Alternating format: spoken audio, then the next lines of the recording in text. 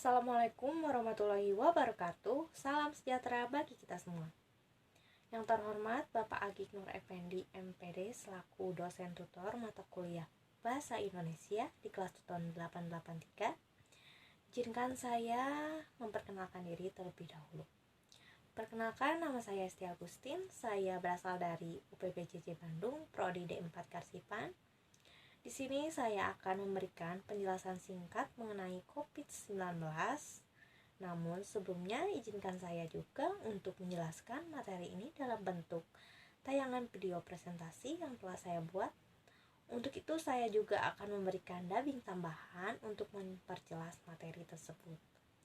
Untuk itu silakan nanti disimak videonya. Semoga video saya bermanfaat. Saya juga dengan senang hati mempersilahkan kalian untuk memberikan saran dan tanggapan demi perbaikan.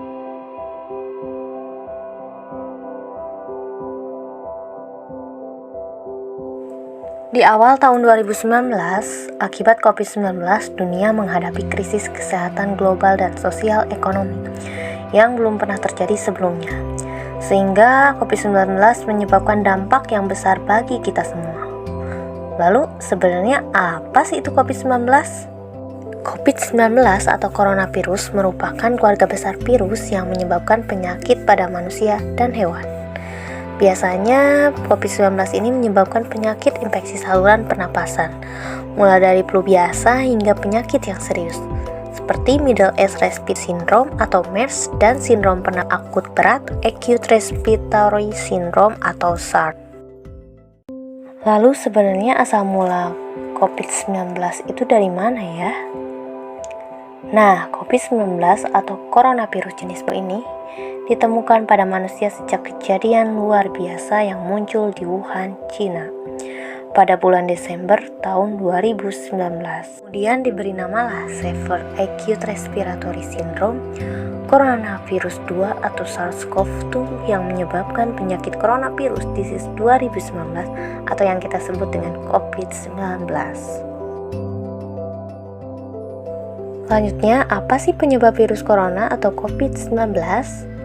Penyebab coronavirus atau COVID-19 merupakan virus single-stranded RNA yang berasal dari kelompok Coronaviridae. Dinamakan coronavirus karena permukaannya yang berbentuk seperti mahkota. Nah, dalam bahasa Inggris itu disebut crown, maka disebut dengan corona. 3 gejala umum COVID-19. Yang pertama, gejalanya adalah demam. Biasanya, seseorang mengalami demam jika ia mengalami suhu tubuh di atas 38 derajat Celcius. Selanjutnya yang kedua adalah batuk kering. Biasanya jika seseorang mengalami batuk, tapi tanpa disertai dengan dahak, ia juga bisa mengalami infeksi dari corona. Yang terakhir adalah yang ketiga adalah terinfeksi corona yang diawali dengan pernapasannya yang terganggu. Virus corona dapat menginfeksi siapa saja, tetapi efeknya akan lebih berbahaya atau bahkan fatal bila terjadi pada orang lanjut usia, ibu hamil, orang yang memiliki penyakit tertentu, perokok, bahkan orang yang daya tahan tubuhnya lemah. Karena mudah menular, virus corona juga berisiko tinggi menginfeksi para tenaga medis yang merawat pasien COVID-19. Oleh sebab itu, para tenaga medis dan orang-orang yang sering kontak dengan pasien COVID-19 perlu menggunakan alat pelindung diri atau APD.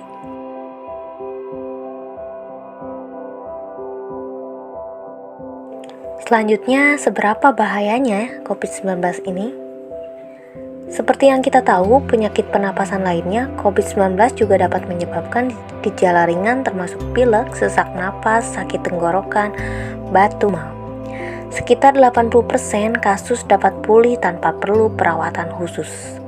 Sekitar 1 dari setiap 6 orang mungkin akan menderita sakit yang parah, seperti disertai pneumonia atau kesulitan bernapas, yang biasanya muncul secara bertahap.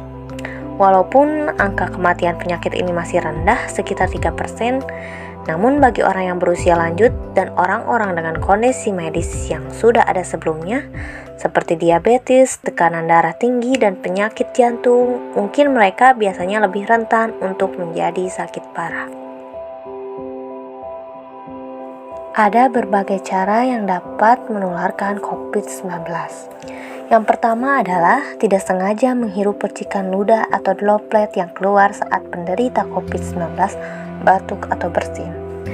Nah, yang kedua adalah memegang mulut atau hidung tanpa mencuci tangan terlebih dahulu setelah menyentuh benda yang terkena droplet tersebut, seperti misalnya memegang uang, gagang pintu, atau permukaan meja.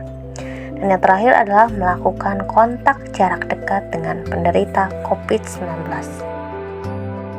Berikut merupakan peta sebaran kasus COVID-19 per provinsi di Indonesia. Dari grafik dan data yang diambil dari covid19.go.id dapat kita lihat bahwa peringkat tertinggi yang menduduki kasus COVID-19 adalah di DKI Jakarta. Kemudian disusul oleh Provinsi Jawa Barat, Jawa Tengah, Jawa Timur, dan provinsi lainnya.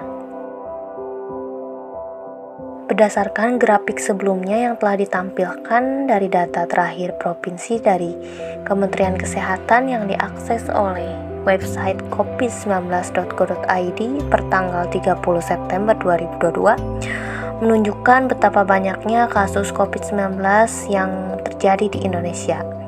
Oleh karena itu, bagaimana sih cara mencegah virus COVID-19 ini?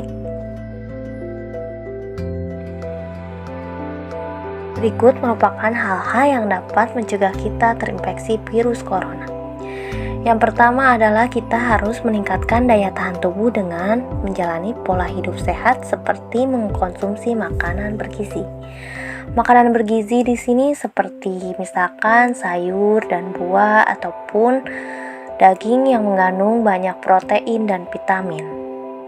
Yang kedua adalah kita harus rutin mencuci tangan. Kita harus mencuci tangan dengan air dan sabun atau hand sanitizer yang mengandung alkohol minimal 60%, terutama setelah beraktivitas di luar rumah.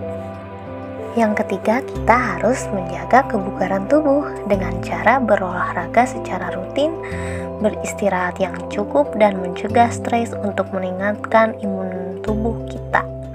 Dan yang terakhir adalah kita harus menjaga jarak alias terapkan physical distancing, yaitu menjaga jarak minimal 1 meter dari orang lain dan jangan dulu keluar rumah kecuali ada keperluan mendesak.